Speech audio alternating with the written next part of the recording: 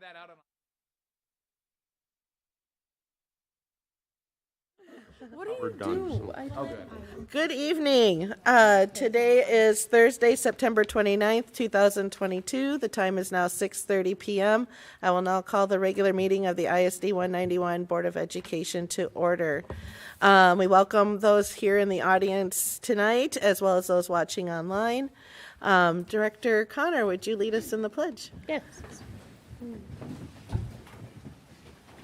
I pledge allegiance to the flag of the United States of America and to the republic for which it stands, one nation, under God, indivisible, with liberty and justice for all.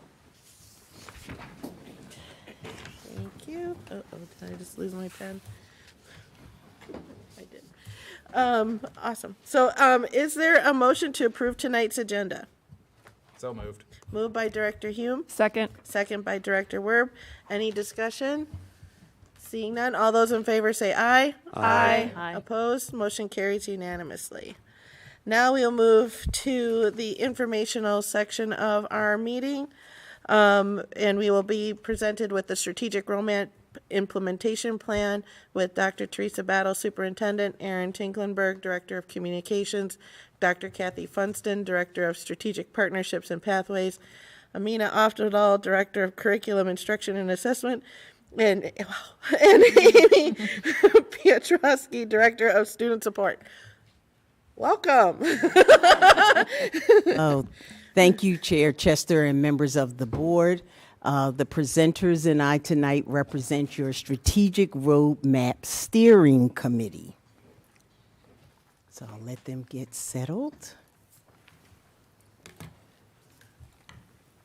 So tonight we will share just a brief review of the strategic roadmap that you approved, a guiding change to help us with implementation that has focused questions that we're going to share some more detailed information about. What experiences do we want for our learners? How do we measure our progress toward our vision, and how does our work need to change to ensure we succeed? These are the guiding questions that lead to the implementation structure and the action plans. And then we will review next steps. So a review of the strategic roadmap review. Our community that included students, staff, and community members did believe that our mission should stay the same, each student future ready, community strong.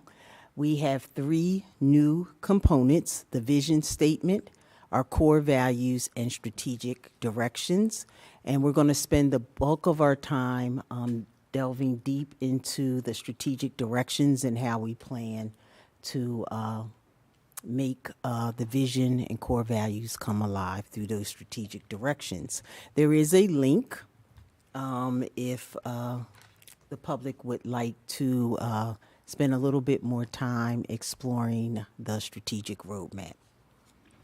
So let's move to the guiding change, which is a document, a format that we've used for systemic initiatives and work that affects everyone, constituents, as well as system-wide. And these 4 focus questions. There is a link to the complete guiding change document, and I'm not sure if that will open. But the other components of the guiding change after the focus questions are the context and reality, the why. Why are we doing this work? So as I stated, May, the board approved the new vision and core values. The mission was affirmed. We have strategic directions. We also completed survey results that we included, also staff survey results as well as parent. And then we contracted with CISO to have some stakeholder engagement.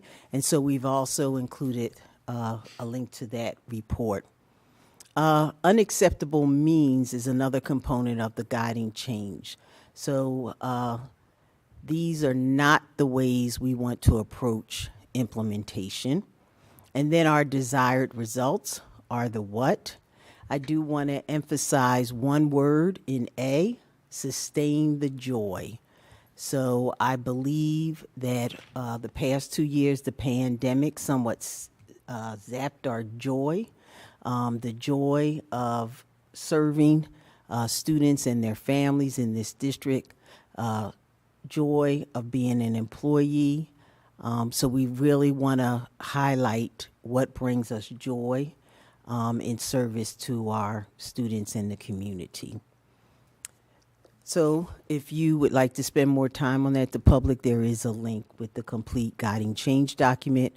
We did discuss this at a board workshop previously, and we received feedback from the board members. Next slide. And I'm turning it over to Director Kathy Funston, and then she'll hand it over to our colleagues to go through implementation. Thank you. Dr. Battle.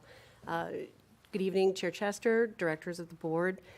Today we started how we are addressing our student experiences by the development of a profile of a learner. And when we think about the profile of a learner, we think about maybe various people in different places touching or seeing an elephant, but only seeing that very small portion of the elephant.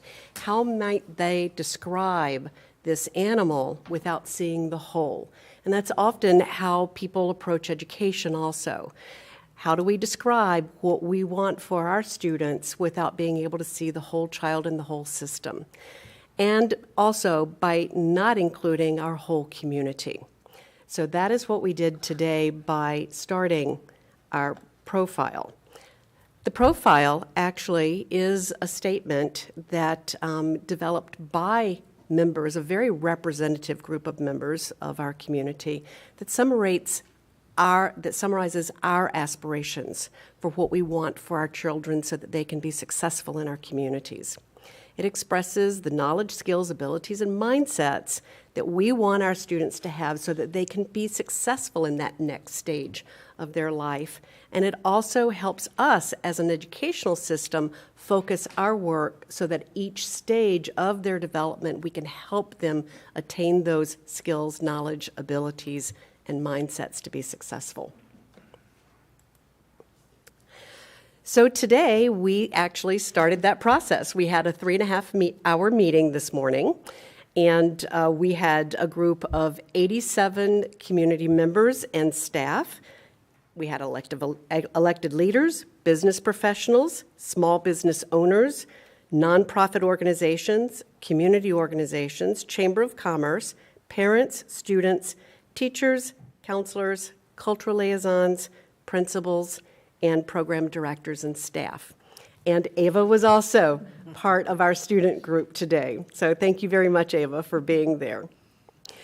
We really did process quite a bit through many of these topics: academically ready, civic-minded, culturally proficient, financially savvy, future-focused, life-ready, and workplace-ready. And you can see from some of the images how much processing actually happened in that 3.5 hours. We have a lot of information, a lot of incredibly good ideas.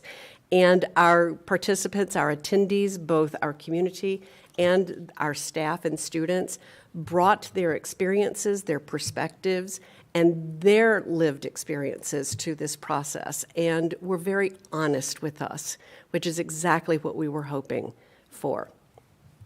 And I think I'm passing it to Director Oftedal.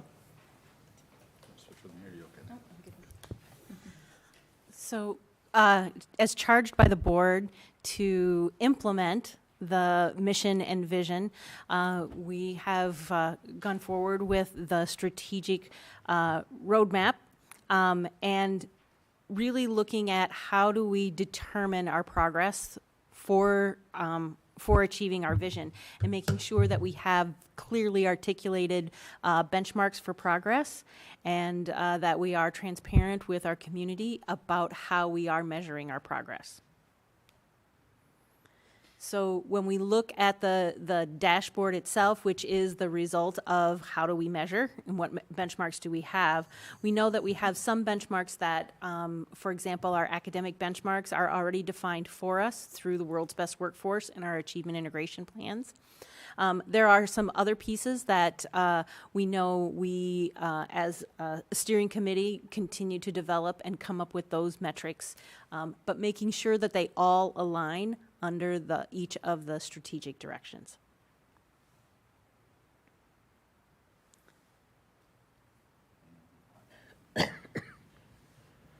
I think that's me. I don't think that's much. That's me. That's me. We're looking at each other. It's me. So aligning our work with those two focused questions. What do we need to accomplish our vision? How do our work systems, budget, and structures need to change to ensure we succeed? Our response is the implementation plans that we are now going to bring forward. And actually, we started this morning with the development, the feedback community forum for developing the profile of a learner. So the plans are how we're actually going to accomplish our vision. One of the key indicators, or some of the key indicators, come from the Achievement Integration Plan. This year, we have the opportunity to renew our Achievement Integration Plan, and so you can kind of see the progress that we'll have, starting with an internal committee that will analyze our data and examine where do we see goal areas coming forward for us to improve and align those with the goals of the world's best workforce. Then we will move on to some broader community input. We utilize our SASIAC committee for that, as well as other parent advisory groups. And so being able to get that input onto those, because the achievement integration not only addresses academic goals, but also our equity goals. And so having that combination really influences our dashboard results. Finally, we'll bring the revised plan, or the updated plan, to the board for your review and the budget for your approval, knowing that it is a 3-year plan, and looking forward into the implementation of the profile of a learner and some of our other equity goals as well. So student voice and agency is incredibly important in this process. We value our students' opinions and beliefs, and will honor and act upon what we learn and collect from their perspective and what a profile of a learner means to our students. Our own student representative, Ava, is already partnering with the steering committee to ensure that information is gathered from focus groups at the high school and the middle schools, such as the Diversity, Equity, and Belonging Council, and also the AVID electives, in order to receive multiple voices from our students. We are fortunate to have Ava working alongside us in this process. Once the information is collected and reviewed, the next step will be to report the findings to the Profile of a Learner Steering Committee. So you ask, how are we going to measure this progress? The Minnesota survey, certain key questions from the Minnesota Student Survey taken by our 5th graders, our 8th graders, our 9th graders, and our 11th graders will be used to provide student voice on how we are doing and what we say we're doing, while making decisions based on some of the findings that we have from the Minnesota survey. Another area to measure our progress in achieving our vision is looking at our pathways achievement. There are multiple ways that we can examine success with our pathways achievement. Right now, we know, for example, in our elementary, we have our advanced learning pathway with measuring our participation, our equity and representation, and then some satisfaction pieces as well. We also have the 6 through 8, measuring the implementation of our embedded honors with 2 pieces, one looking at academic achievement, the other is participation and satisfaction. And I think that those are 2 really important kind of, one being very qualitative, the other one being very quantitative. And I think that that's an important component for our embedded honors program. And then looking at our rigorous coursework, not only with enrollment, but also in representation, and the achievement of students entering into that cohort this year into the associate's degree. So The career pathways, looking at certifications earned, enrollment and representation, and also the mapping of our K-5 and our K-8 to those high school pathways. And we've made so much progress with that, and we were so excited during this Profile of a Learner session this morning to just see how it dovetails in with the work that we've already been doing. And so we're very excited about that. Thank you. And of course, one of the strategic directions is around engaging our community and communicating about the progress on our strategic roadmap and our work in general as a school district. This will be folded into our annual communications work plan, which up until now, my department has created kind of on our own in consultation and research with what's going on in the district. One of our plans going forward to make sure that we're engaging our community in even creating that plan and figuring out how we're going to communicate is to create a communications advisory committee to support the development of that annual plan.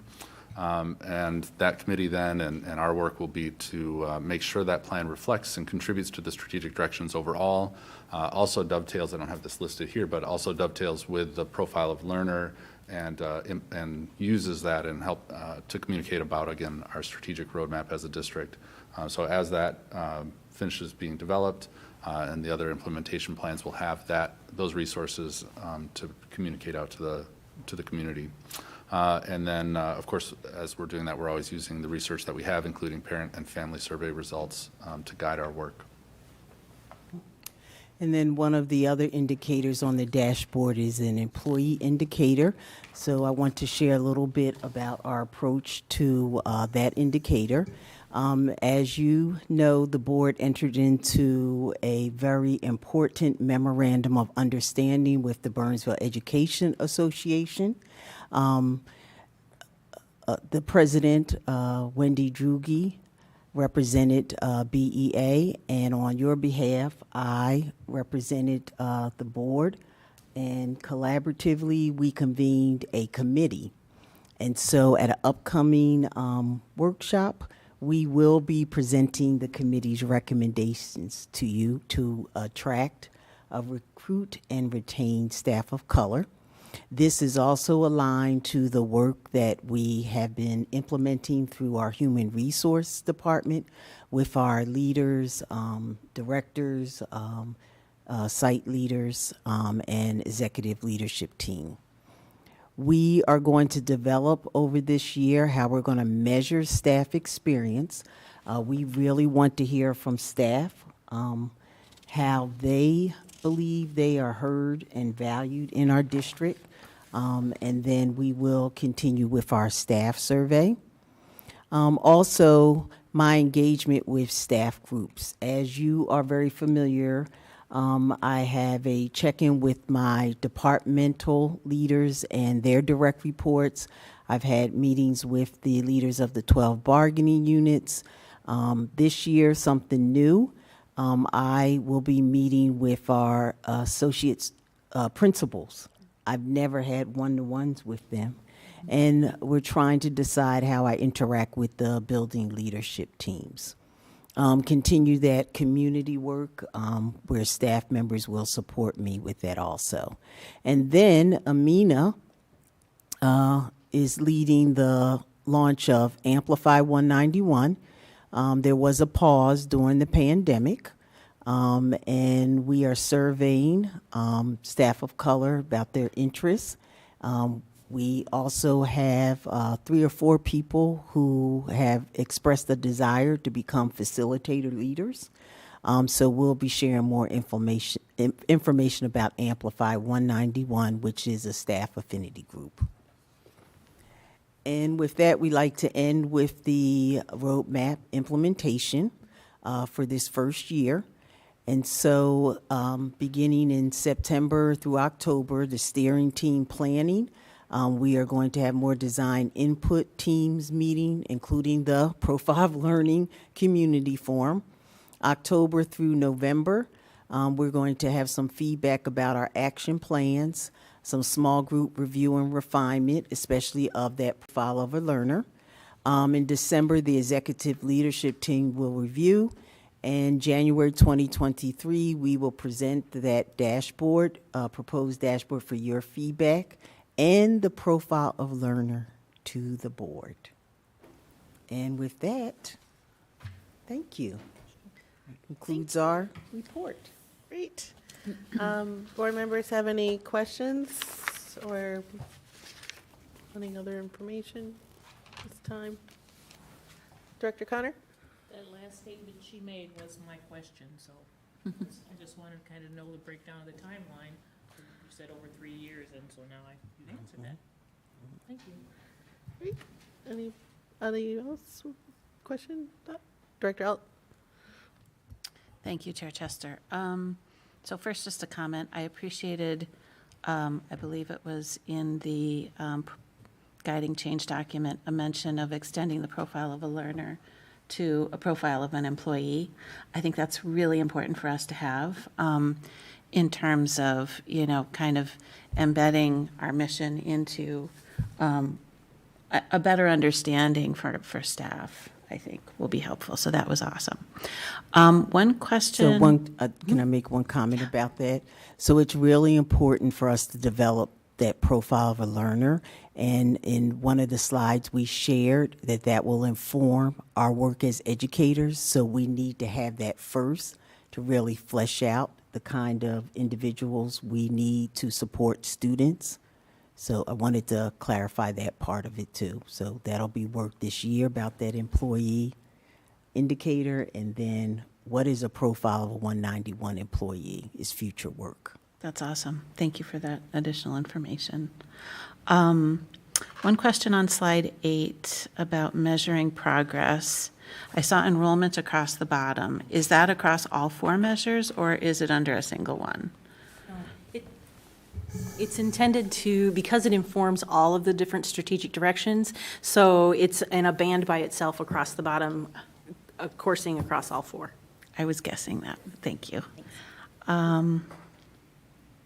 Slide 11, student agency. Maybe you covered this verbally, it wasn't in the slide. Which grade levels will be included in that student agency work? And will it also include recent alums? Today when we had our coordinate, we had alumni that were in there for sure.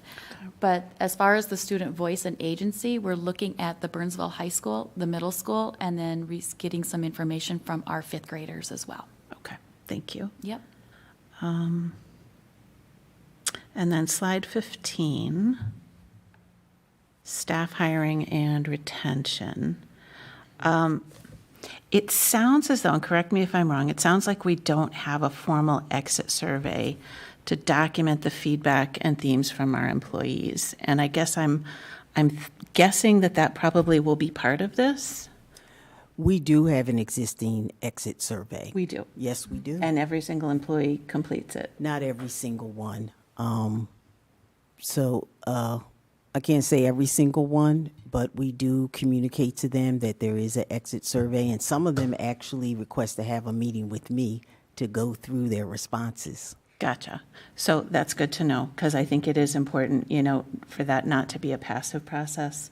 I think particularly looking at some of the departures this past spring, there were a greater number of departures than I certainly would have expected outside of the cuts that we made. And I'm hoping that, where we, regardless of numbers, we're proactively reaching out to people to find out why is it that they're leaving. If it's, sometimes it's as simple as retiring, right? But if there's anything to be learned from that can help inform this, I think I, for one, would appreciate knowing that is also happening.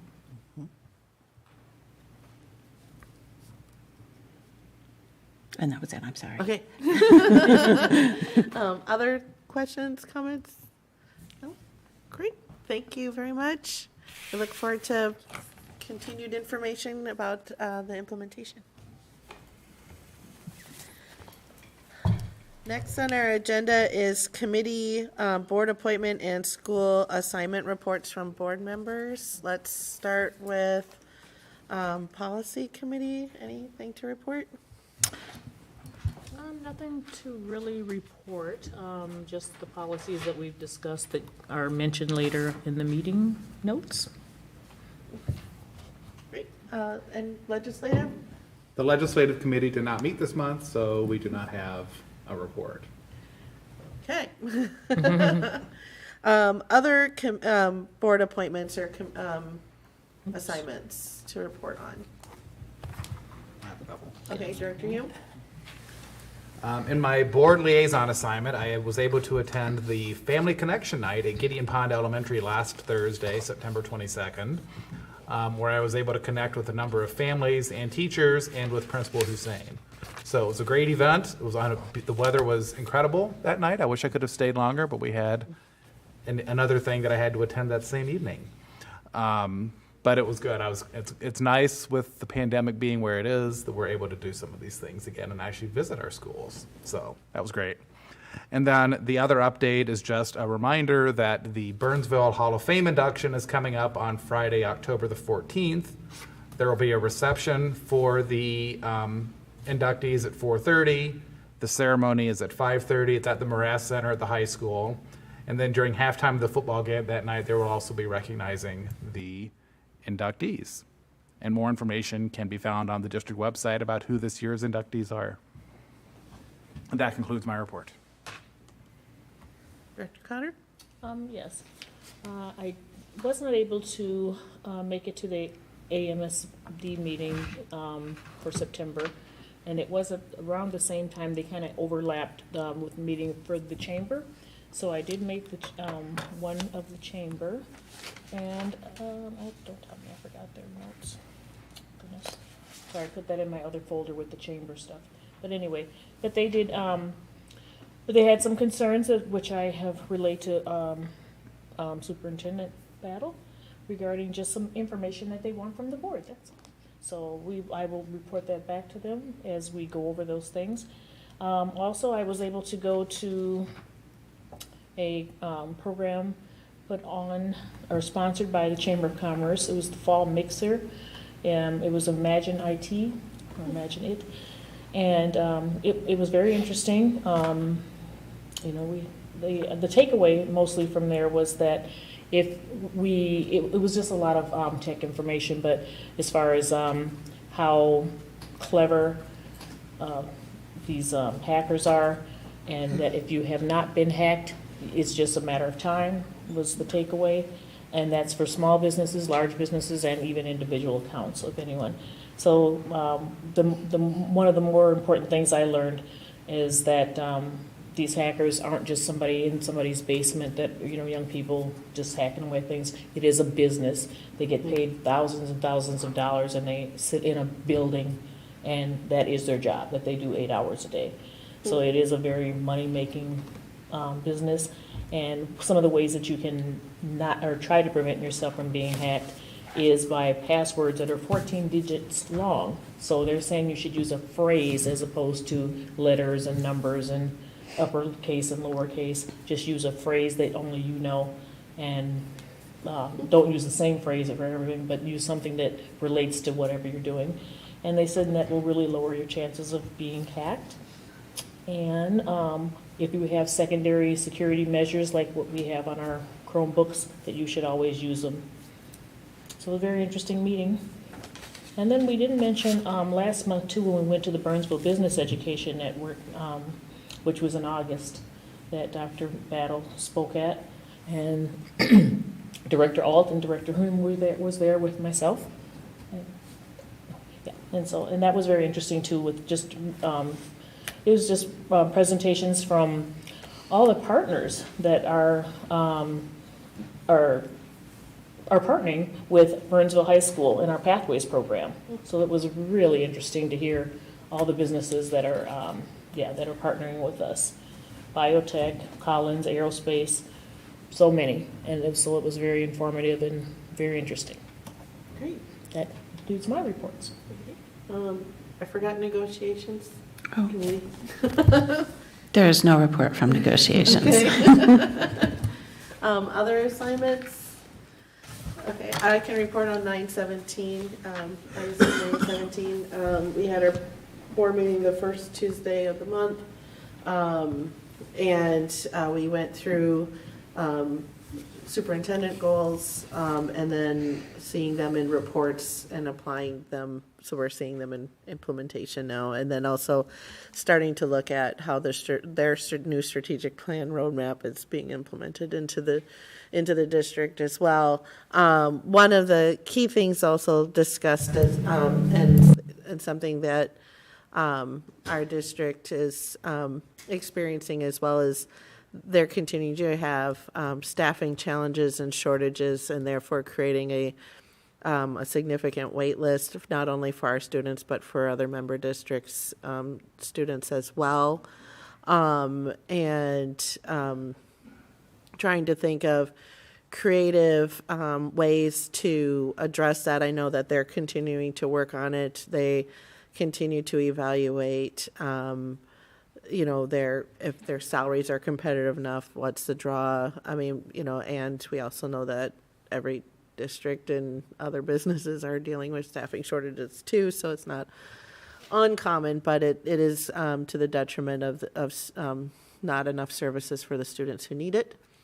And one of the things that I had noticed from one of the fellow member districts, Bloomington Public Schools, is also an associate member with Intermediate District 288.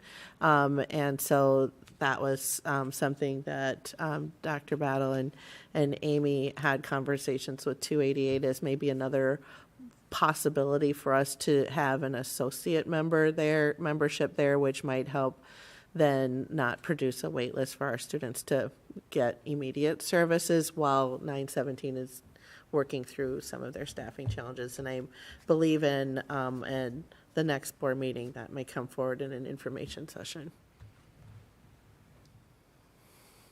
So, yeah.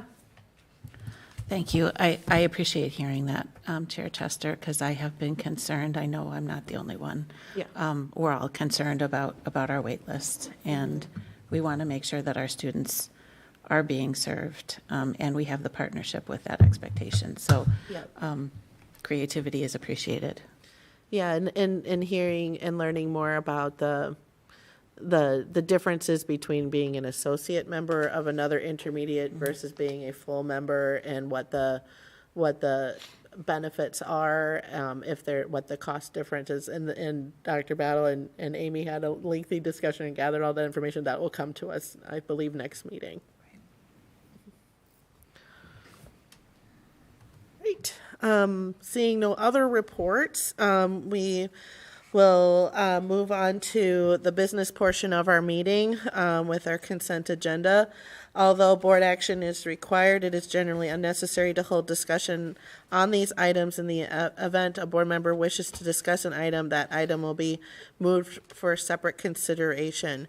Do I have a motion to approve tonight's consent agenda? So moved. Moved by Director Connor. Second. Second by Director Miller. All those in favor say aye. Aye. Opposed, motion carries unanimously. And then as we are now on to new business, we will be seeking approval for Girls Hockey Cooperative with Guillaume Peck, Director of Athletics.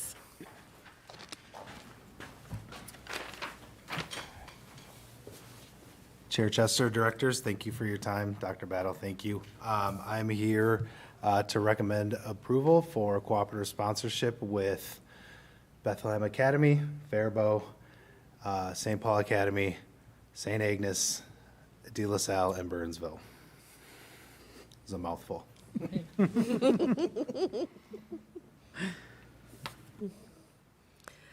Great. Is there a motion to approve the Girls Hockey Cooperative application agreement? So moved. Moved by Director Alt, Second. second by Director Miller. Any discussion? Just one. Yeah, Director Miller. So this is it is quite a few institutions and disparate in geographic location. What are some of the plans around that, or has any of that been discussed yet? Yep, so we've done some extensive planning and have tried to come up with a creative solution to a complex problem. And so I did share, I believe, with Dr. Battle a calendar that had the entire season laid out. And so I believe there are several dates that we'll actually be practicing at 3 separate sheets of ice. We were able to retain, so St. Paul Academy, St. Agnes, and De La Salle were all part of a previous co-op that was dissolved. And we've been able to retain their head coach, Dan Berthune, who on those dates will be running practice at Drake Arena in St. Paul. Chris Lepper will be our head coach and will be running practice in Burnsville. And then the coach at Faribault, who has not had a team since the 18-19 season, has stayed on. And so talking with Chris today, he actually said that the coach down in Faribault has had some experience with coaching with the North Stars and has a pretty vast resume of experience. And he's been willing to stay on as the JV coach and will then run practices down in Faribault. And so, with Dr. Battle and Dr. Belmont's leadership, we've made this a true collaborative effort to make sure that we're going to come up with a unique name, a unique logo that really incorporates all of our programs and make it a truly collaborative effort. And so we'll be playing 2 games down in Faribault. We felt that was important for their community since they haven't had a high school girls hockey program in many years. And with this coming about and reaching finality with agreement a couple weeks ago, we may not have uniforms to start the season with the new logo and name. And so we've sort of agreed as a step in good faith for their community of wearing the Faribault jerseys from 18-19 for those first 2 games, so that community can experience having girls hockey back in their community. And then we'll be playing 8 of the home games at Burnsville, and then Drake Arena will be the home for 4 of those other games, for the remaining 4 home games. So this motion tonight is for the 22-23 season. What is the anticipated life term of this relationship? Is it open-ended or? Currently, it's open-ended. It's year 1, so we're going to see how things go. With brand-new cooperative sponsorships, there is a minimum of 2 years from the Minnesota State High School League. So this is a 2-year commitment. And then annually, we will be revisiting to see where numbers are at in each community. But we elected to keep a truly neutral name in case there were some groups that decided that they could be standalone programs and dissolve from us, or if there were other programs that were seeking assistance and aid to continue to offer girls hockey in their programs in their communities, where they could essentially join along with us. So a little bit of commentary. Girls hockey is kind of at a critical state in the state of Minnesota, where there are currently more cooperative sponsorship programs than there are standalone programs. And they're at a critical point where they're almost at that point, if they have not exceeded that point, of essentially going against their rules that would justify the number of teams for 2 classes. And so this is a collaborative effort to try to ensure that young women will continue to have the opportunity to play their sport. And it's unique, I'll say that. But I have 100% faith in all of the athletic directors that I've been working with. I've known them for many years. They're very well-respected athletic directors in the community. And just the appreciativeness of the collaboration with all parties involved, I think, is what's really exciting. What about I know boosters plays an important role for a lot of our team structures. Is that been hammered out yet or talked about? So the previous co-op with Minnehaha United, they did not have a boosters program. Parents just came out of pocket for everything. Faribault, not having a program for several years.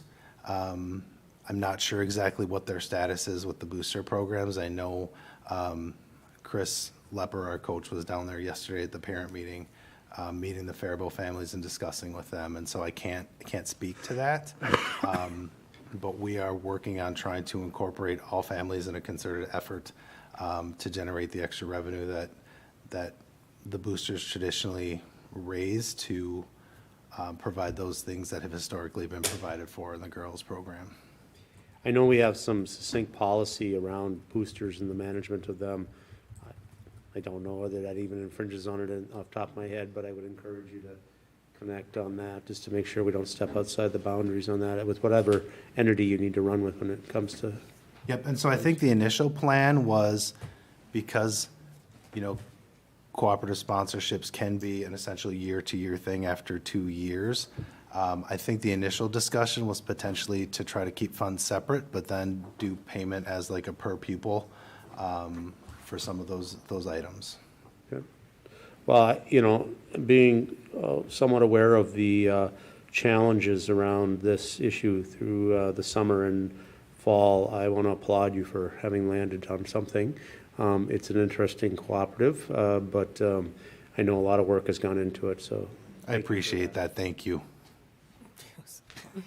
We all had the goal, board members, we want our girls to play. And so that's what kept everybody at the table and weighing all different options, just keep persisting with that goal in mind. And so thank you for that. And I really want to thank A.D. Peck for his persistence and openness and travel time and many meetings. And so thank you for that. Thank you. Any other comment? Yeah, I just had one thing, I guess two. So what did you guys end up deciding on for a team name, and how are the captains working? Great question. So we collectively, as athletic directors, started trying to flesh out color schemes. We felt it was important that there was at least some semblance of each team represented in the colors. We've not decided, there's not been a definitive solution on the colors and what the jerseys will look like. But playing around with names, I kind of threw out the name of the Phoenix, the Firebird rising from the ashes. Initially, when it was just with Faribault, because they were the Falcons, we were the Blaze. But I threw that out at the St. Paul Academy St. Agnes meeting, and everyone just sort of gravitated to that. And so the school name will be the Metro South, and our logo will be the Phoenix. And then captains. So the previous cooperative sponsorship with De La Salle, St. Paul Academy, and St. Agnes had 2 standing captains, and we have 2 captains, so they're working together. There is one senior girl who was a part of that 18-19 section runner-up team in Faribault, who is now a senior. She was an 8th grader. And we sort of extended that invitation as well to her to be a captain, to sort of be that that true collaborative representation of leadership amongst the students. Okay, good, because I think having a captain, even when lacrosse combined, it's nice to have, captains from each kind of team, so that's great. Yep, so we wanted to make sure that not only did each program that essentially would be coming together would have a voice from a coach perspective, but also from a student perspective as well. Yeah, awesome, thank you. Anybody I else? just have one other kind of logistical question, I guess. So it sounds like, if I'm hearing you correctly, practices will be kind of, they won't be practicing together, but they'll be together for the games. So the majority of I guess the easiest way, and it's not true 100% of the time, but say that we play on Thursday, Saturday, potentially those Monday, Tuesday practices would be separate, but the days that we have practices before the games will be here at Burnsville. So whenever the team practices together, we will be here at Burnsville. I do believe there was maybe one practice date that the ice time had already been sold on, and so there will be one whole team practice that will be at Drake. And I guess the good thing for Burnsville is we are kind of the halfway point between De La Salle and Faribault. And that was sort of the intention, and I know Right. Dr. Battle and I had many conversations about that, because Faribault had committed early on, and we committed to them, and we told them that they would be our continual partner, and anyone that was willing to have dialogue and conversations with us, that we weren't going to leave that community behind. We felt that was extremely important and extremely critical for those families who had actually started to get excited about the idea of their daughters playing high school hockey. And we felt like it was the right thing to do to make sure. So that was the first conversation with every athletic director that I reached out to. And I was going through the list today as I was creating the email to send out the surveys of support to the region and the conference. And I think it was probably over 20 schools that I had reached out to before we finally settled, and had schools that were willing to collaborate with us. So yeah. Well, as was already said, thank you for all the work that went into this. I'm certain that all the families of the girls, and certainly the girls, are going to be very grateful that they can continue to play this year. So, thank They're you. really excited. Good. Director Holt? Nope, you're good? Okay. Awesome, so, thank you, yes, and I just thoroughly thrilled the whole collaborative, like it's a true collaborative nature of the whole partnership. I'm very excited about. So, that being said, all those in favor say aye. Aye. Opposed? Motion carries unanimously. Thank you, guys. Thank you. I feel like this is a long time coming. Next on our agenda, we are being asked to certify the proposed tax levy payable in 2023 and set the date for the Truth in Taxation hearing. We have Stacy Silvine, Executive Director of Administrative Services. Stacy. Good evening, Chair Chester, Dr. Battle, members of the board. We'll be bringing to you a recommendation for certification of the proposed property tax levy payable in 2023 and scheduling the Truth in Taxation hearing. Before I get to the recommendation, just to provide you with a little bit of context with the numbers in which you're seeing. This is an unusual year. If you've been following the updates in which I've been providing, our enrollment is almost spot on with where we were last year at this point in time. That is really good, really good. And it brings its own challenges, as you're seeing before you tonight, because with that, it also made us have to go back and rethink and readjust our numbers that we're using to plug into the formulas for the local levy. So just to give you a kind of an idea of what we were facing, the average decline that we had between fiscal year 18 and fiscal year 21 was 320 students per year, okay? Prior to that, we were losing about 120 students per year for the previous 4 years.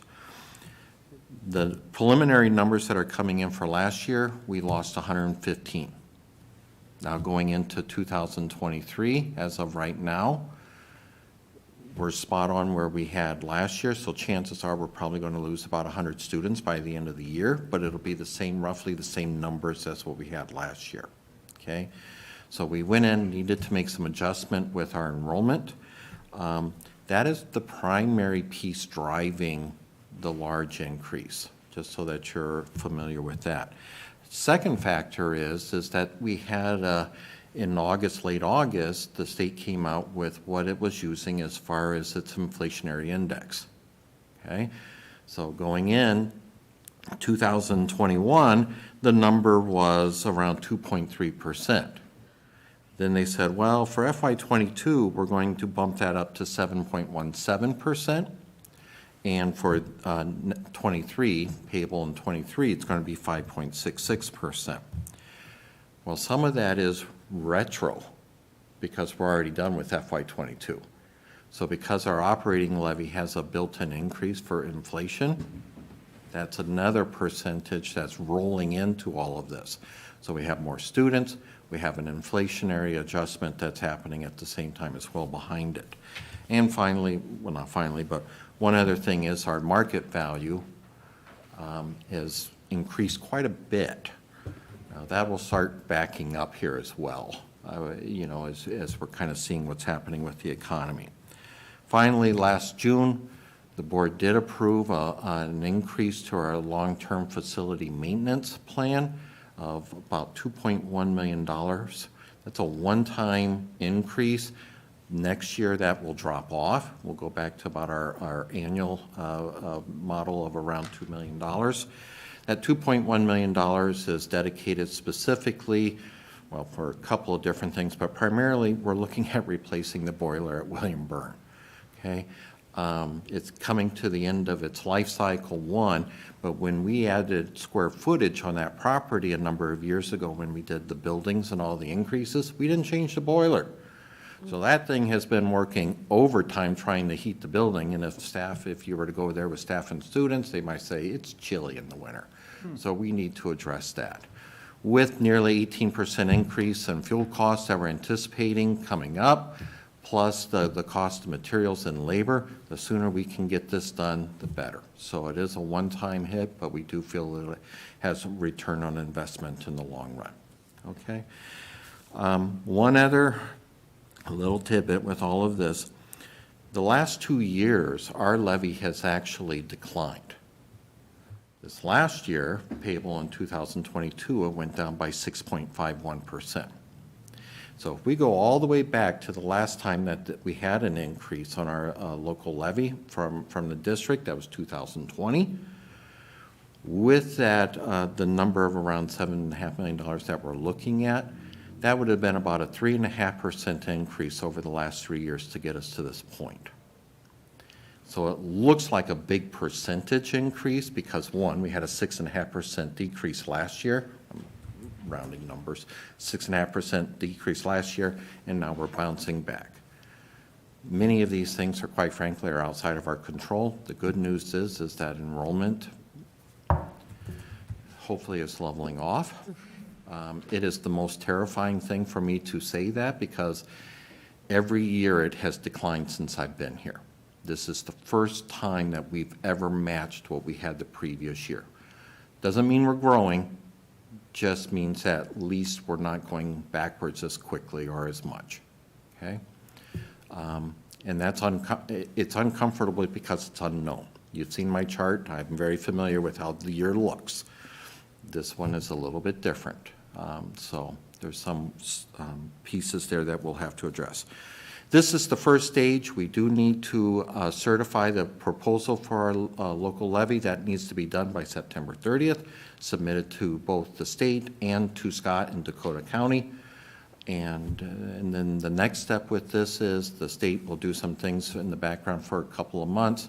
The county auditors will get the proposed tax form sent out. We have our truth in taxation that we're looking at setting on December 8th at 6:30. And then the board will be asked before the end of December to finalize our certification for the levy. So that's kind of the process of what we're looking at. This is step one in building our budget for FY24. This is the step one that we have as far as incoming revenue. So, all right. With that, may I read the recommendation? Yes. All right. My recommendation is that the Board of Education certify the proposed property tax levy for taxes payable in 2023 and authorize the clerk to execute the levy certification forms in the maximum amount and to also schedule the truth in taxation hearing on December 8, 2022 to be held during the regularly scheduled board meeting beginning at 6:30 p.m. Attached is the current copy of the certified levy printout. The lines have been reviewed both internally and through Ellers and reflect our maximum levy for pay for 2023. However, NDE continues to review the system to ensure all data is uploading as necessary. Certifying the maximum amount will allow for anticipated changes, slight statewide adjustments, and referendum results to be made and incorporated into the proposed tax notifications and final certified levy. That is very boilerplate, I'm sorry, but that is the way it is. So, Great. Do I have a motion to approve this recommendation? So moved. Moved by Director Hume. Second. Second by Director Werb. Any discussion? Seeing none, all those in favor say aye. Aye. Opposed, motion carries unanimously. Next, we are being asked to approve the casual wage scale, again with Stacy Sylvine, Executive Director of Administrative Services. okay. This one's much easier. Every year we do bring to you at least once, sometimes a couple of times when we need to make adjustments, a casual wage scale. A casual wage scale addresses those employees who are either casual in nature, seasonal, or just kind of, athletics, who's going to help supervise the games, et cetera, our subs that aren't represented under a negotiated contract. We are bringing to you a few changes for this upcoming year. They are highlighted. One would be setting an hourly rate for the high school store manager, looking at increasing a little bit our summer custodial staff that are seasonal, a number of different positions to help the athletic department out as far as coverage for different responsibilities at the games. The other piece that we are doing under community ed, we are adding a 75% hour second language support. So if he does have staff that come in that speak a second language, we see value in that. We're adding 75 cents an hour for that role. Also, we do have some grants, the Pelsby grant for mentoring, and we're identifying those specific roles and what that rate will be as that grant sunsets. So will that section for the component. So with that, my recommendation is that Board of Education approves the following rates of pay for the 2022-2023 school year. Great. Is there a motion to approve this recommendation? So moved. Moved by Director Miller. Second. Second by Director Said. Any discussion? Seeing none, all those in favor? Aye. Opposed, motion carries unanimously. Thank you, Stacy. We have reached the end of our agenda for our board meeting, so we are adjourned for, what? Oh, yeah, a workshop. We are adjourned to move to a workshop. We will take a 5-minute break and come back to begin. So we are adjourned. Sounded like you were adjourning us for the whole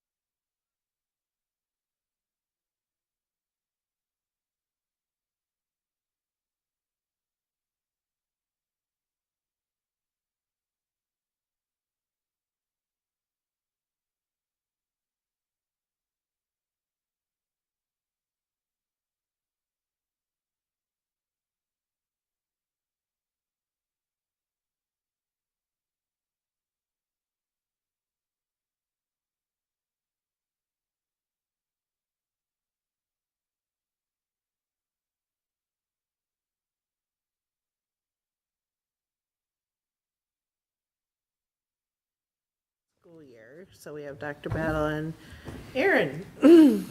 Thank you. So overview tonight, context is really important when it comes to enrollment. We're going to talk a little bit about the current enrollment. You will have a formal board report in November, the enrollment report. We're going to talk about the importance of student and family experience in keeping and maintaining or increasing your enrollment, and then how you market, branding your district and really showing people who we are. And as you know, that strategic roadmap is a very important document about who we are. So going to the next slide, just wanted to let you know when we consider enrollment, we should consider the capture rate. And so some people will say that includes your market share. We have to look at the competition. As you know, Minnesota passed the open enrollment law. They expect parents to make a choice outside of their local districts. The experience and reputation that students and families have within our schools and programs, it does play a role. And then we need to look at past research, current research, as well as survey results. So I want to share a little bit more about what I've learned through this journey. How do we really capture and give some goals and a plan for enrollment? So previously, my first year as superintendent, we had a report from the state demographer, Susan Brower. Susan Brower presented after the census results were ready. She presented to AMSD, Association of Metropolitan School Districts. You can see her full presentation on the AMSD website. It was the February 2022 meeting. So I'd like to share a little bit of that information. The largest percent in change in population included Scott County. They had a 16.2% increase in the amount of people. That numerical value was 21,000. The largest population increase included Dakota County. They had a 10.4% change, an additional 41,330 residents. So as you know, those are the two counties we serve, so they're growing in population. One of the fastest growing cities is Savage. They had an increase of 5,554 residents. Minnesota's largest BIPOC cultural groups are Mexican, African American, Hmong, Somali, and Russian. Burnsville's total population in 2020 was 71,880, and in 2021 it was 71,945, so just a little slight increase. Moving to enrollment. Last year, the enrollment report, the October 1 count did show we had approximately 2,500 resident children choosing schooling other than our district. So in November, you'll get an updated from this October 1st, which is Saturday. You'll get that, a new number. Also, it's important to have the context of the pandemic's impact. So there was a baby bust following the pandemic's onset in Minnesota.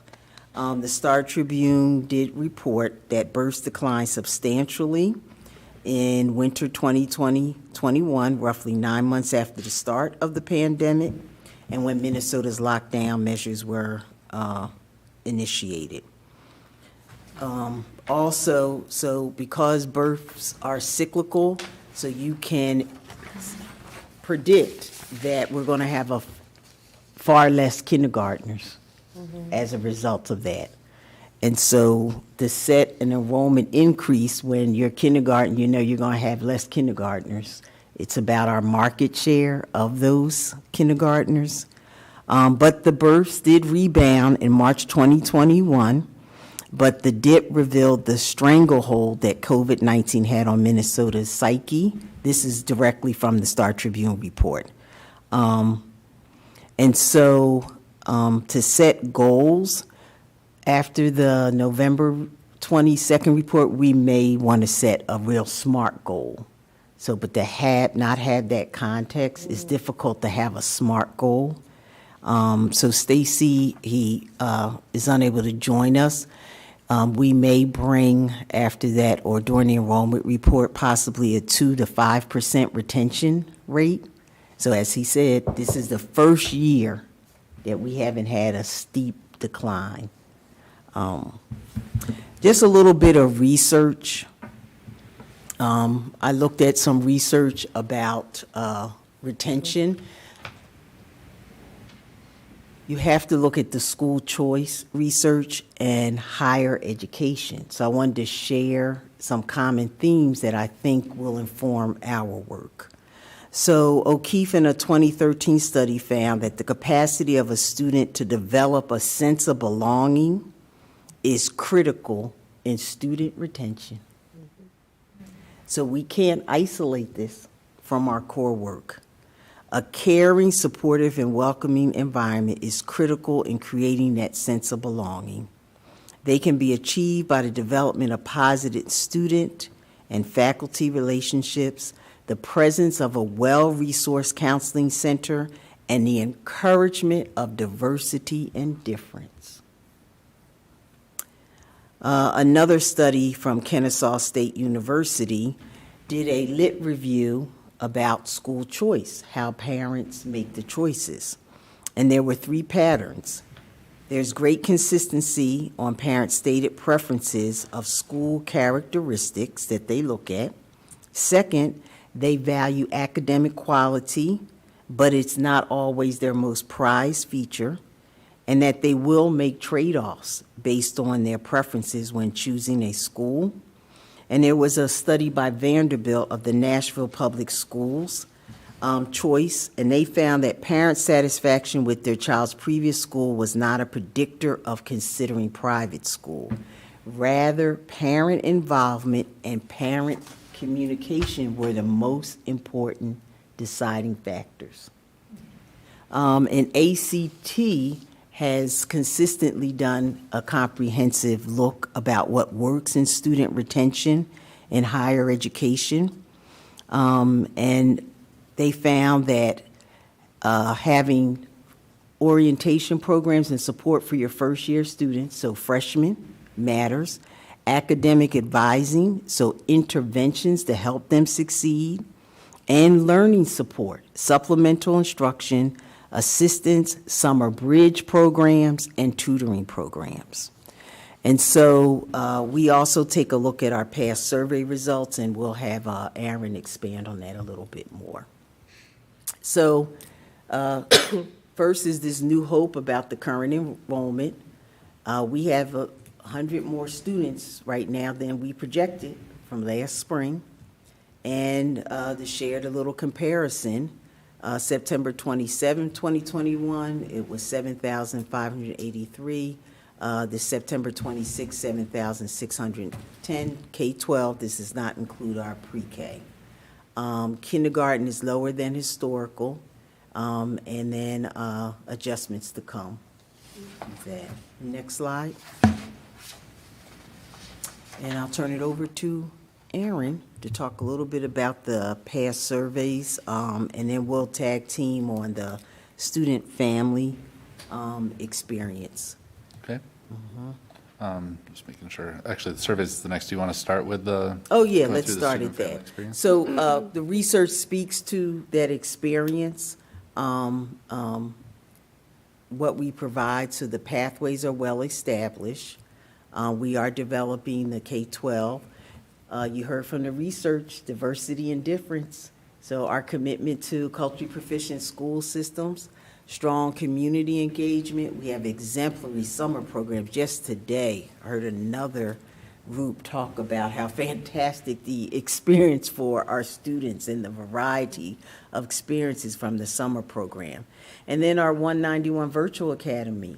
Last year, we had a little under 500, but we have less this year, and you'll have the exact numbers, but they chose in-person programs, and we're pretty much stable in the non-district residents enrollment. So Stacy will have final numbers.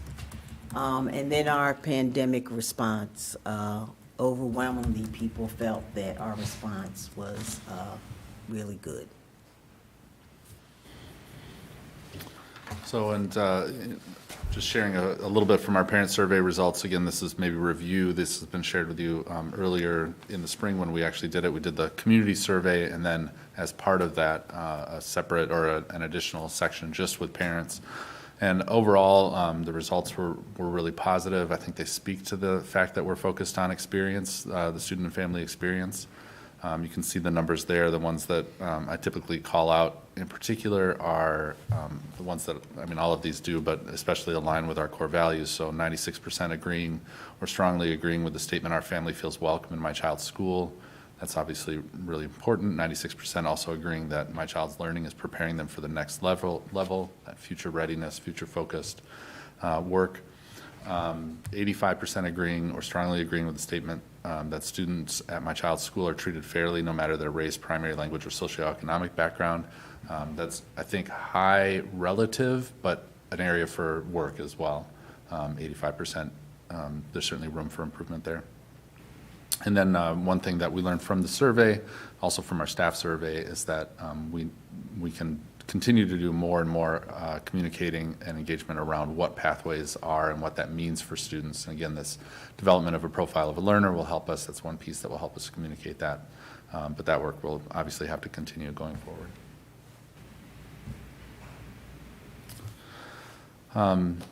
With that, and actually just thinking about student and family experience a little bit, I wanted to add, we had a meeting this afternoon.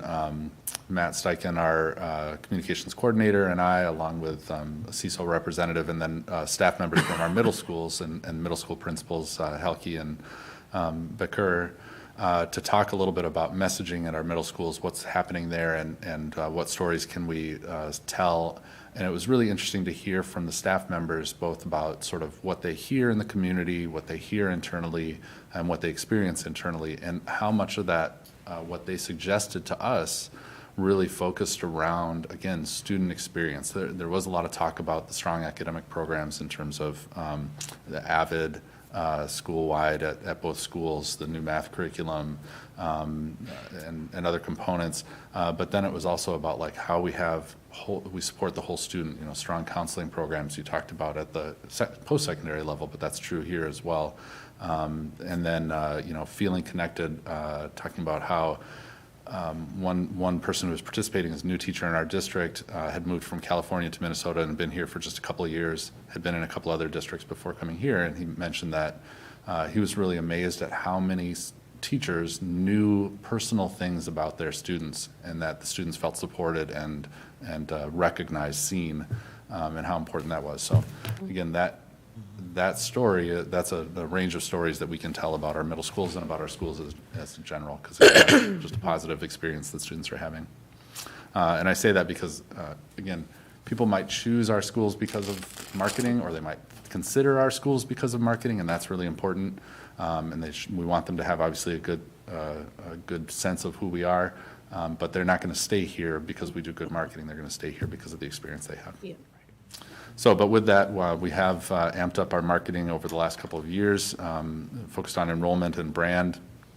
2021 and 22, we've done two sort of brand-focused campaigns around pathways, more recently around what we call our Journeys campaign. So if you've seen stories about, I'm blanking on names, Justin Amaker, we'll have a story coming out on Fiona Chow, people that have graduated recently that have found their passion and their pathway and moved on. So we're really focusing on that Journeys brand, or that Journeys campaign.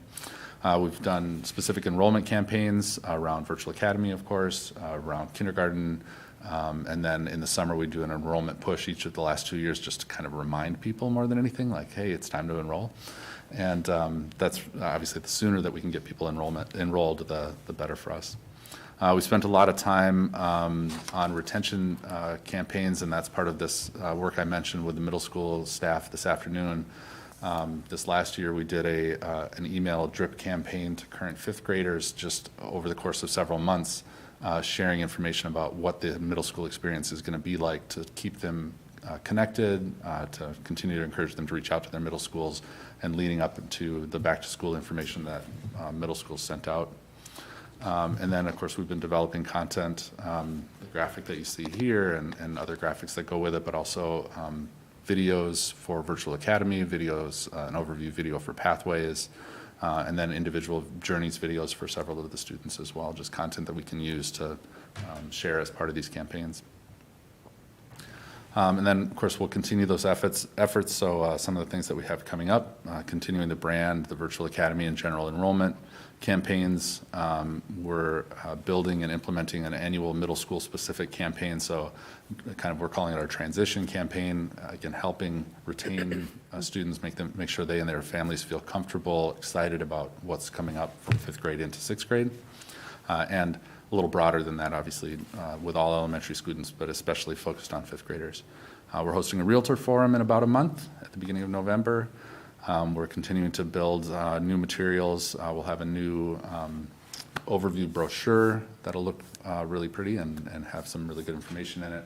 We'll have single sheet printables and handouts that realtors can use for each of our elementary schools for sure.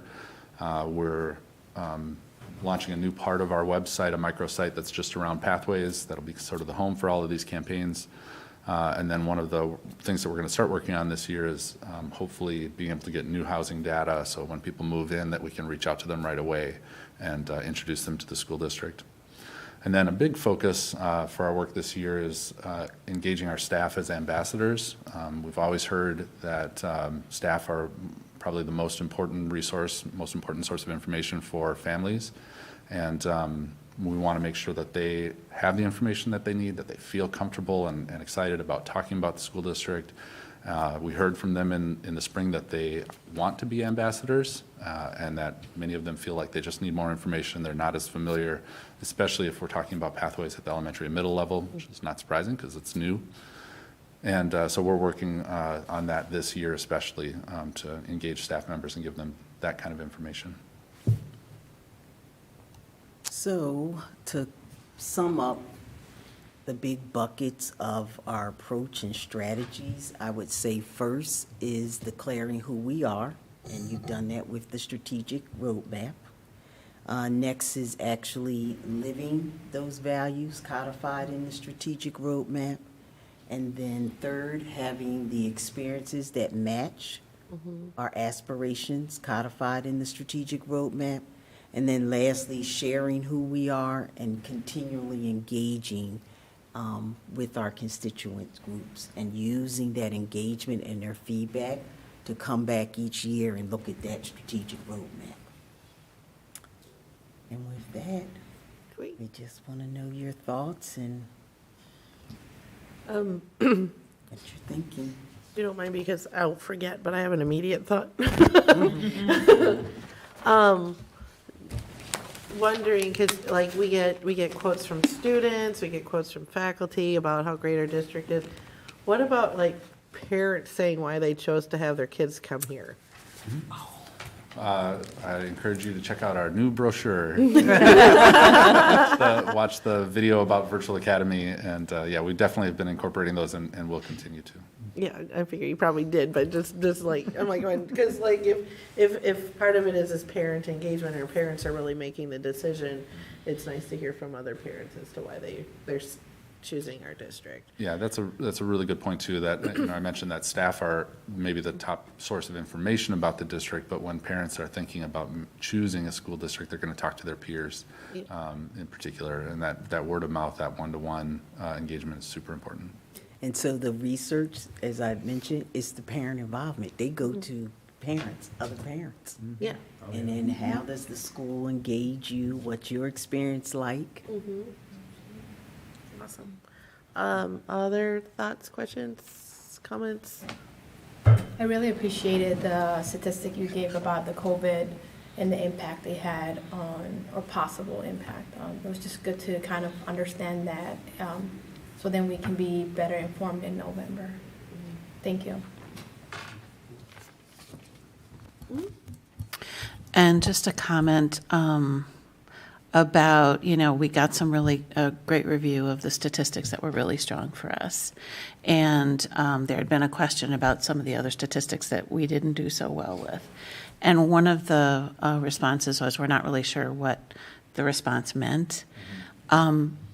Perhaps the question was a little too vague for us to be able to understand, be able to interpret. So in terms of structuring the questions so that we're able to understand, what is meant, or have a subsection, you're the master at that. So it's just one thing that I noticed. If we're not able to discern from their responses, then the question might need to be modified. Yeah, that's a really good point as we go forward with future, because it was coming out of the Morris-Leatherman survey. So we want to make sure that if we're engaging a professional firm, that we're going to get as useful information as we possibly can. So, yep.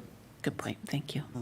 And I will tell you, I heard from some constituents that felt it would be useful to have more focus groups to understand a little bit more. One of the groups we did have a deeper dive with were our Spanish-speaking families. So there were some differences in the satisfaction rate, and so we engaged our cultural liaisons. It really is, they expect more services from the school, and information about having activities for the kids, so that middle school sports was a big win. So you want to say a little bit more about focus groups? So to understand a little bit more, I think along with looking at the questions, also, what did you mean by your response? What are some of the differences and why?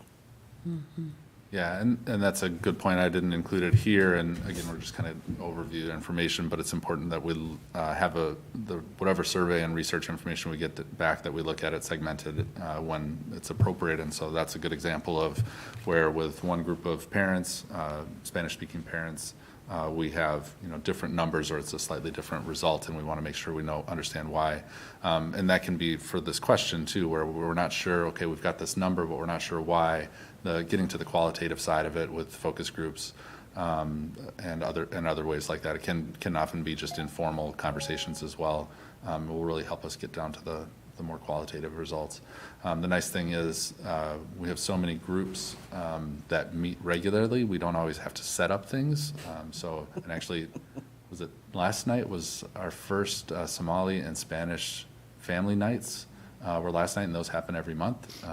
I didn't share this with you already, Dr. Battle, but you probably know that they would love to have you come, and so we'll find a time to have Dr. Battle at those Amy's trying to meetings. get it on my calendar. Yeah, that's right. So, Yes. so we'll continue to find groups like that. So I just have a question. So I know in the past we've had data that said, here's like where we kind of drop off or where we kind of lose students. I can't remember where was that, like between elementary and middle school, or where was it where we see like the most significant drop? Middle school, high school. Typically, I mean, the biggest drop for enrollment, and not every year, but is typically between that 5th and 6th grade where we lose the most students. But that said, it's not so noticeably different than losing students at every grade level leading up to that. From the research that we did previously, about 4 years ago, we did a sort of a market study with families that were leaving the district that had chosen open enrollment to either 196 or Prior Lake Savage. And most of them, or what we heard from them generally, was we were looking at the middle schools when we chose to leave, even though we chose to leave after 1st grade or 2nd grade or 3rd grade. So we had historically been losing students at several different grade levels all along the way, but one of the trends that we heard was that they were thinking about middle school when they chose to leave. So that was a factor. Yep, yep.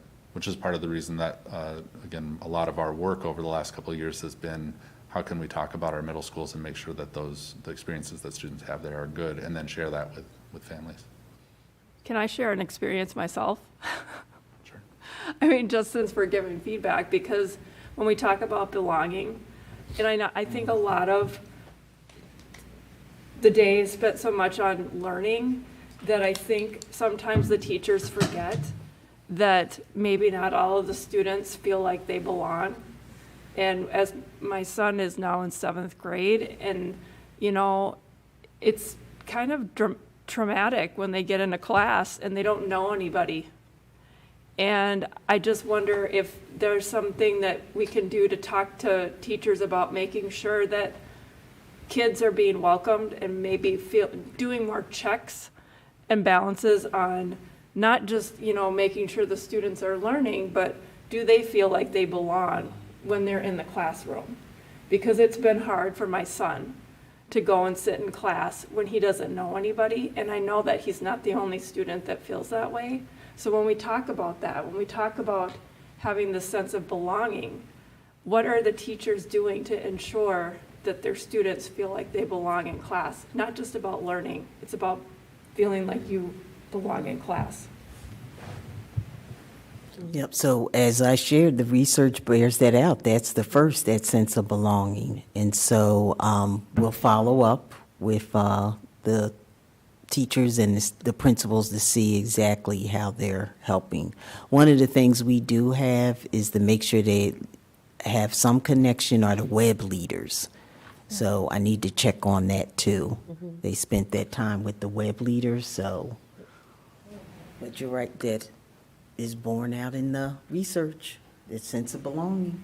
Well, yeah, because where I work at Breakthrough, we work with starting with middle school students. And after the summer session, they evaluate, and the students say, do they feel that they have established a peer mentor, which is usually one of the teaching fellows.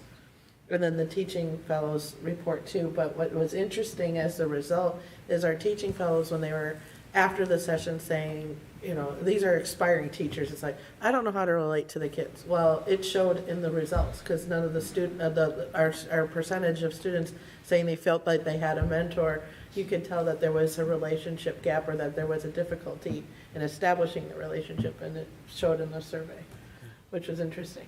It's 1-to-1.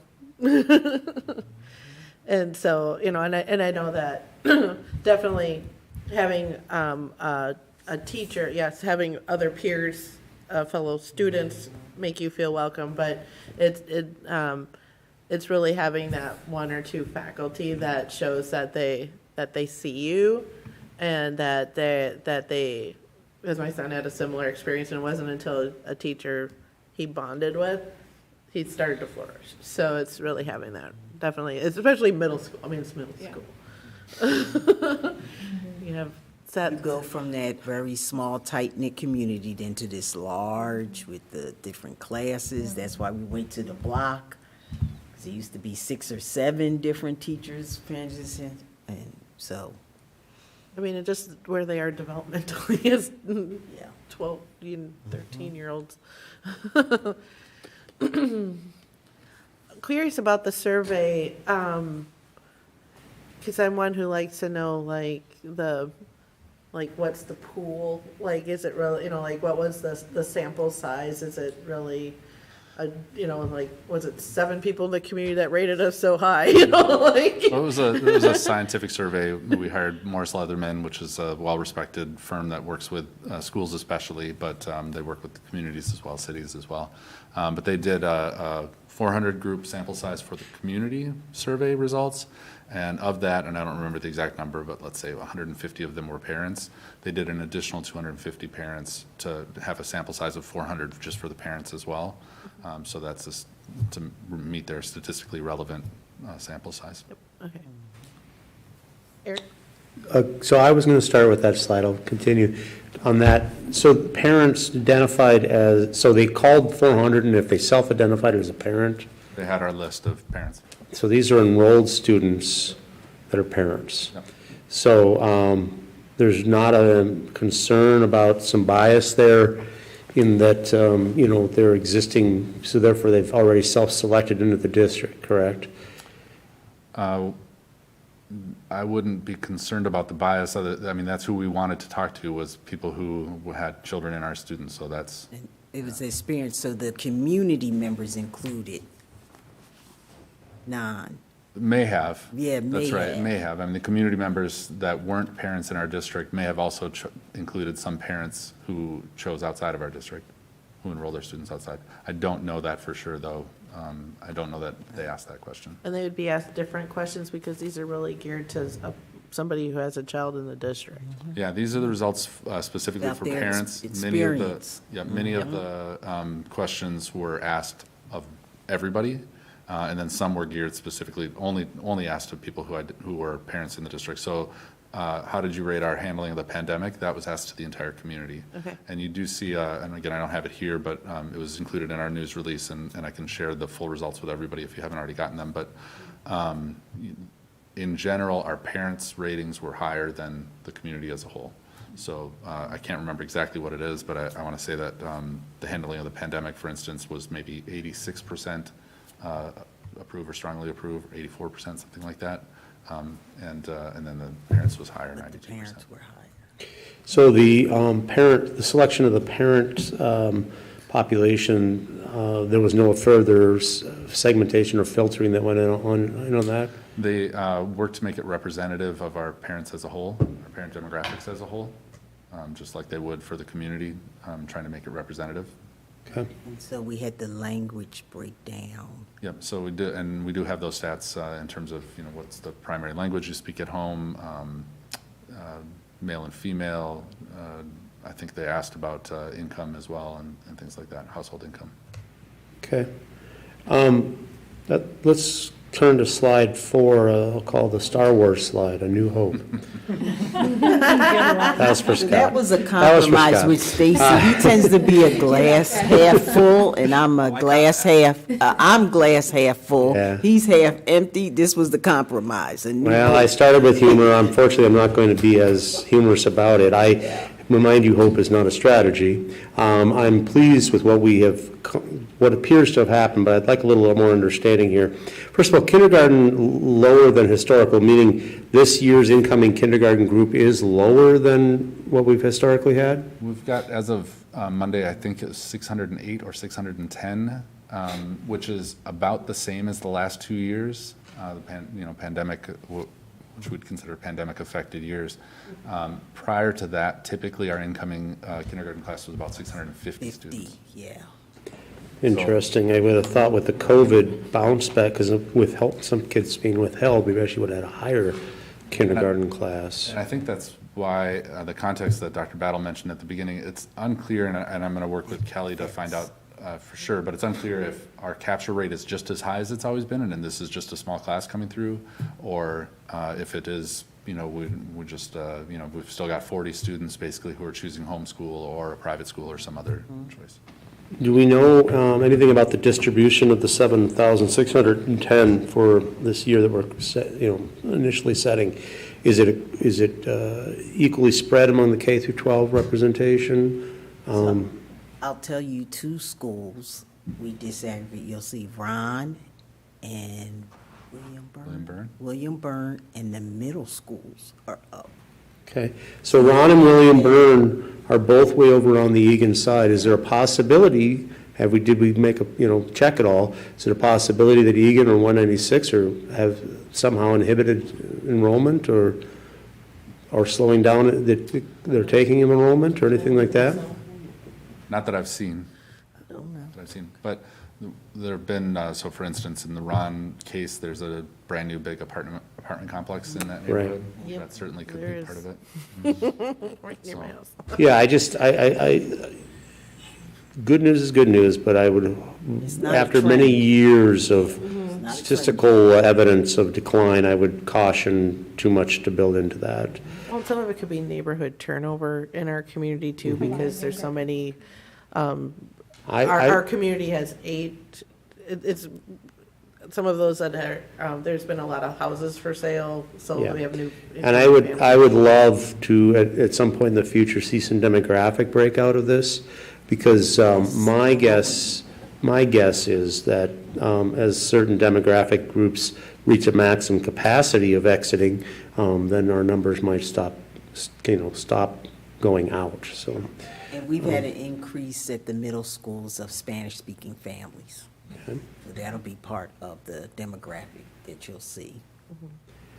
Then getting to the sort of the meat of the presentation at the end, I'm happy to see the list of completed 2021-22 campaigns and such. I would be, though, happier to have seen some sort of metrics on whether it's, I don't know, impressions or, whatever tools you could use to measure some of this, to demonstrate some success or challenges, whichever way. I'm fine with that. I would like to see some sort of measurement of our activities, rather than just saying we did things. And then, as far as same for the upcoming, I would like to see some sort of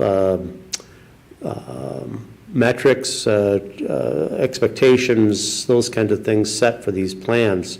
This is probably the third or fourth time we've had one of these presentations. We've known this problem existed. We've, stressed it. It's a very critical thing.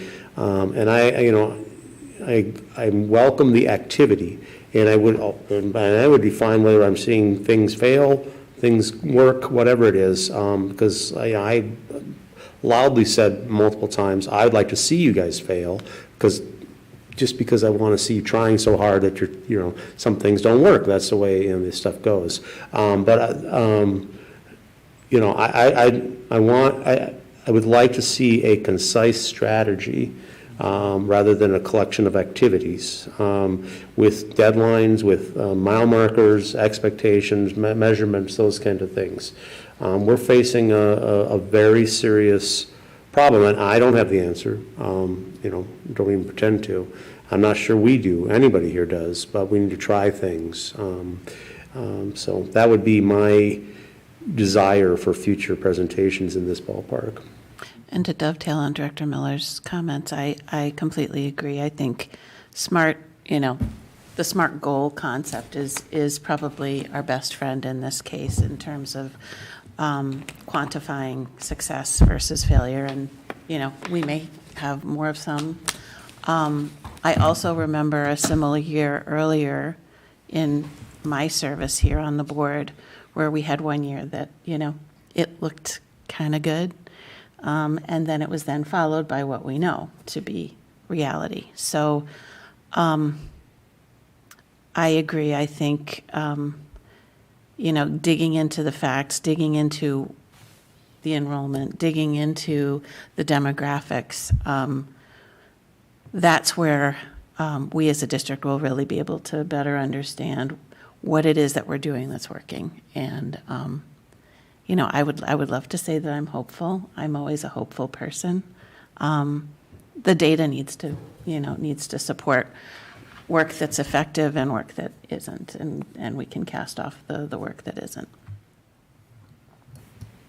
And I would say that it's hard to say that this single marketing piece is going to produce this enrollment. And so I think the challenge with the measuring is not that if we're going to do a goal, the end goal is like, well, we've stopped the bleed because we did all these, so I think it's a cumulative effort. I think where we could see impact of marketing would be in some form of analytics of engagement, not so much like, because you get bots and all that stuff to be like, oh, we have new followers. Well, new followers doesn't mean nothing to me as much as did this particular digital ad produce a click-through rate onto the website of a certain percentage, and we define that percentage as being successful based off of a trend of what typically produces a click-through rate.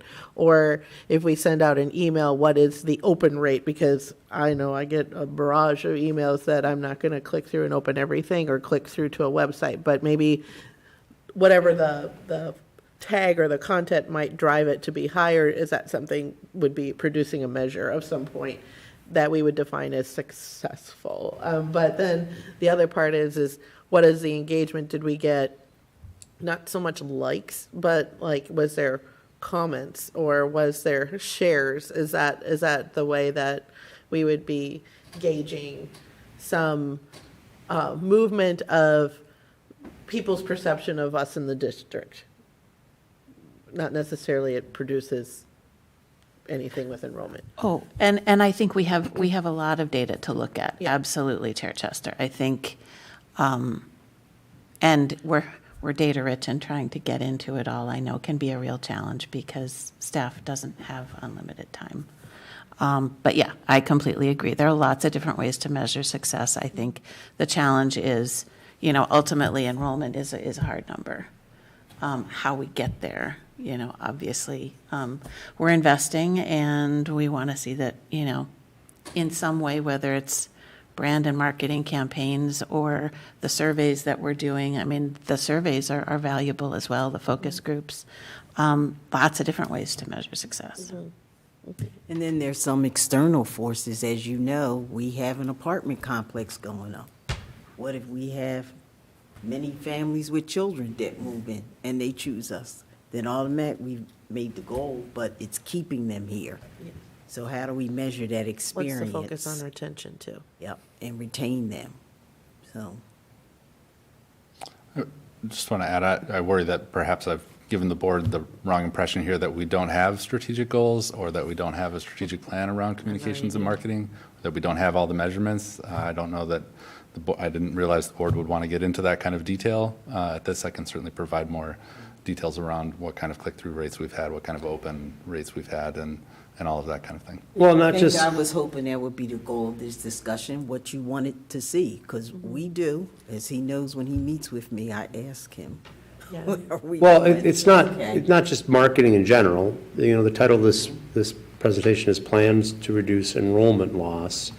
I would like to say, I would like to see in the future, these 5 things are part of our plan to reduce enrollment loss, and if they succeed, we should expect X, and we'll come back and tell you whether we got that or not in 6 months or whatever it is, That's what I'm asking, is just that we have some understanding that there are things that we are trying and utilizing and doing, and trying is probably not even a fair word. I know you guys are working hard at it, but just, measurements on what can be expected for success in those.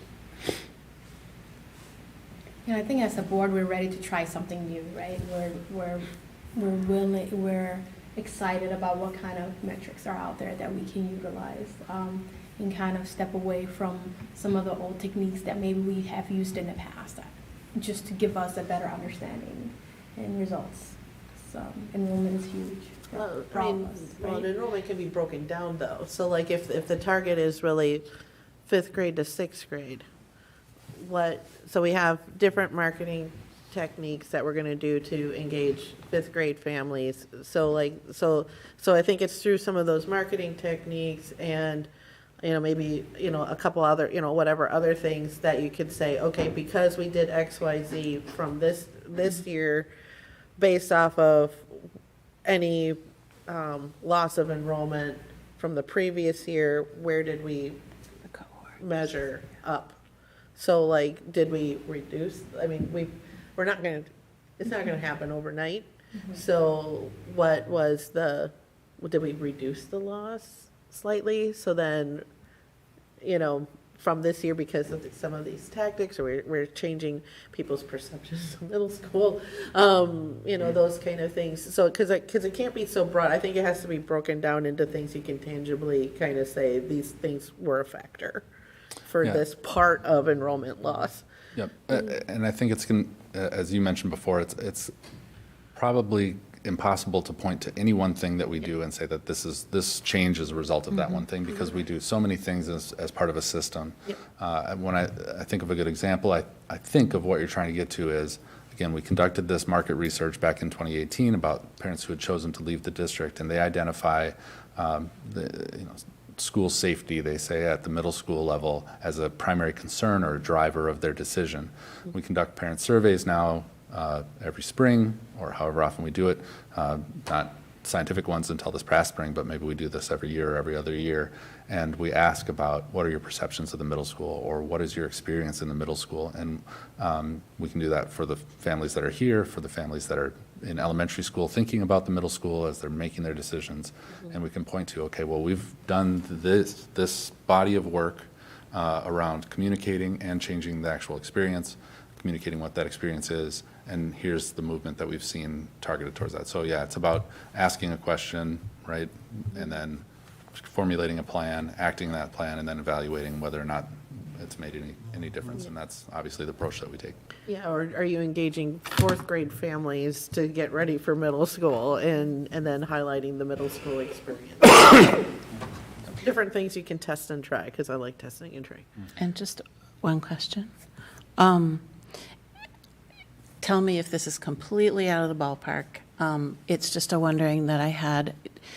Do you take into account staff retention, staff satisfaction as part of this from the inside in terms of, you know, how the internal culture of our schools might be playing itself out? I would say I haven't been part of that yet, and I don't want to speak for Stacy. I'm not sure what kind of work he's done. I think that is, it's part of why we did a more extensive staff survey in the spring. Sure. That is something we want to work towards. This is going into a slightly different but related sort of topic. One of the things that I'm thinking about a lot and that we're starting to plan towards is recruitment, not just recruitment retention of students, recruitment retention of staff, especially as we move into an era where there's going to be more and more teacher shortages. We want to be attracting staff members who want to be part of who we are. So yes, it needs to be, I guess, is the right answer to that is what I'm saying, but I don't know that we've done as much of that, and it can be a focus. And it might be kind of one of those Venn diagrams. Yeah, right, exactly. Where it kind of overlaps. Because, I mean, I guess I was just, in terms of how we're serving our students, obviously staff comes into play as well. And I was really impacted by a couple of the presentations about staff wellness and social emotional well-being. And that just came to mind as, you know, as I was going through the slides and preparing for tonight, that, you know, of course it's important to be connecting with our families and to be finding out what they're thinking. And at the same time, you know, we want our staff to feel welcomed and like they belong and supported. And that's the other piece, you know, it's kind of the yin to the yang. I'd be willing to bet that all of the things Dr. Battle listed as a reason people choose or stay at a school or you know, for student perspective, are the same reasons that people stay at their employers. Oh, yeah. So. Great. Any other comments, thoughts? Does this help give you more work to do? It's good to hear what you're thinking about and what you're interested in learning, so that's helpful. Without us dragging ourselves way too into the weeds, but at least gives us information that helps us understand more, I guess. And I think the enrollment report will give us a good baseline. So It gives you and your team an opportunity to be creative in the way you gather these things, because I feel like we're all open-minded and ready to kind of dive into something different than, you know, before. So at least that's a good thing. Appreciate it. My comment is I am really excited about trying to, our program, or not, our program, our incentive of trying to hire more teachers, because I really think that's a lot of the issue. If you can get more staff and they have more time to teach and give their time to their students, and, you know, and still have mental, you know, have some sanity for themselves, they can enjoy their job because they're not overwhelmed, that's gonna just, you know, it's gonna just help a lot. That's going to help a lot. I agree. Great. Thank you, Erin. Thank you. Thank you. Thank you. Thank you, Erin. thank you. Okay, thanks, Aaron. All right, next is I just moved away from my agenda for a little. Next, we have to review again and discuss the sharing of board meetings. There's some information we had learned through MSBA, or no? MSBA, yes. And so at our retreat or workshop, we had gone through this document about sharing school board meetings.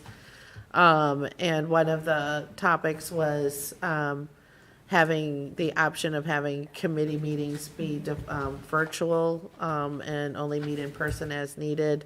One of the things that came out of MSBA was that committee members may attend a committee virtually. However, at least one board member must be present here. And the location of board members who attend virtually must be posted at least 3 days in advance. So this follows open meeting law. And so knowing that MSBA has moved us past the pandemic with the graces of virtual, knowing that this is now reinstated again, I think we need to revisit this and make a decision. So it's up to, the committees to kind of think of, do we want to do this model, or do we universally just bring everything back here, realizing that at least one person needs to be here anyway? I don't know that we have much of a choice. We need to follow the open meeting law, so.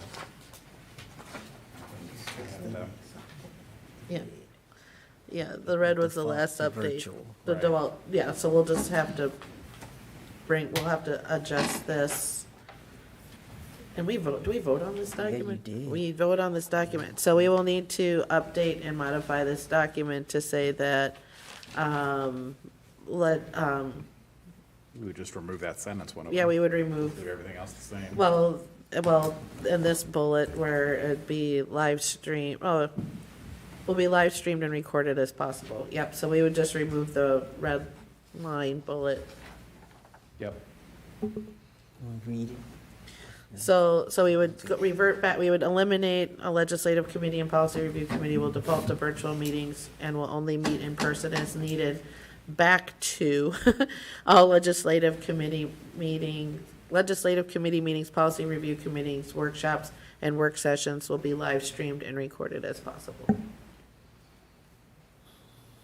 We tried. Do we need to say in person and live streamed and recorded as possible, or is it just assumed that they are? I mean, I think it's assumed that they're in person. I think it is How assumed that explicit it's do we want to be posted. in that? Okay, we'll be in person, we'll be In person in and live streamed and person. recorded as possible. And, okay, And we'll bring it to the next board, yeah. regular board meeting for Approval. review and approval. So, sorry, but I also don't really care to go through another pandemic to be virtual. Agreed. Yeah, So, do I say, can we talk 7 more minutes so that I can win? Leslie's gonna prediction. As chair, I have one more thing for. No, that concludes Tony 1 on the dot, 8:25 on the nose. Congratulations.